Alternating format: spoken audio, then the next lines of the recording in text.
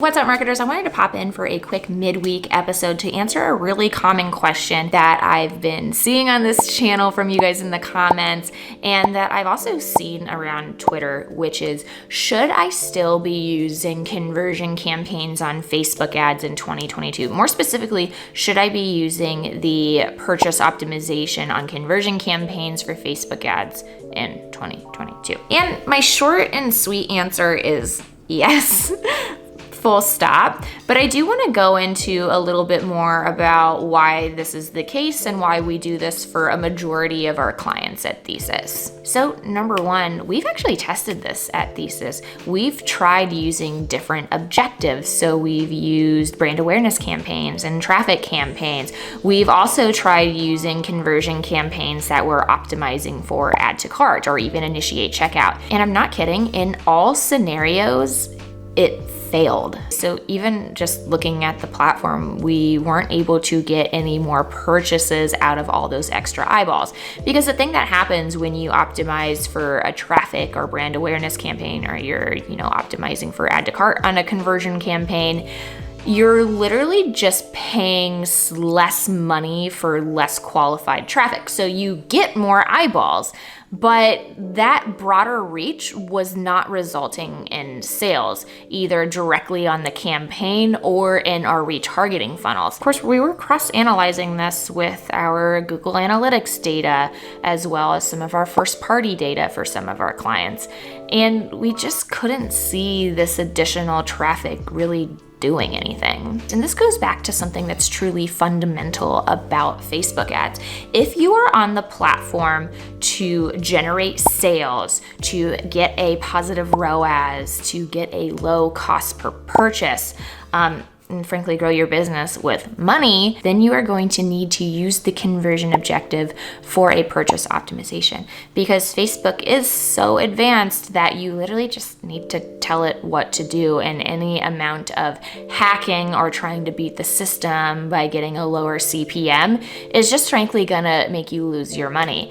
Facebook, even though it took a hard hit after iOS 14 isn't quite the platform that it used to be, it's still the best one.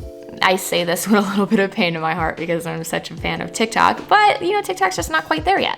Now, I have seen a few other media buyers that I really trust that have been using some video views campaigns or slightly other funnelized campaign structures, and it seems to work for them. So by all means, if this is something that you feel deep in your heart that you need to test out and really just prove once and for all that I am wrong by not using a funnel structure, then give it a try and let me know how it goes. But I'm truly going to place money on the fact that it probably won't work. I think that the things that David is doing, or that Jake the Ad Nerd is doing, which are two of my really good friends on Twitter that I really like and trust their advice and their perspective, even though it's completely different from mine in some aspects, I just haven't seen it myself, and I've seen a lot. I work for a big agency where we see tons of different clients coming through, and I have access to tons of these accounts, and every single account that I've ever seen that was trying to do a structure like this, it was bullshit. So I don't know, maybe try a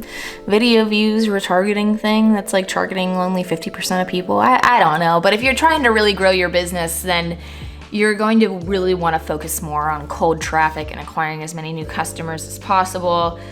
Playing the retargeting game is just, it's gonna steer you in the wrong direction. If you start creating different creatives that are specifically for warm or hot audiences, you're not gonna be in a very scalable position, because your retargeting pools are only ever going to be as big as your prospecting audiences, so to speak.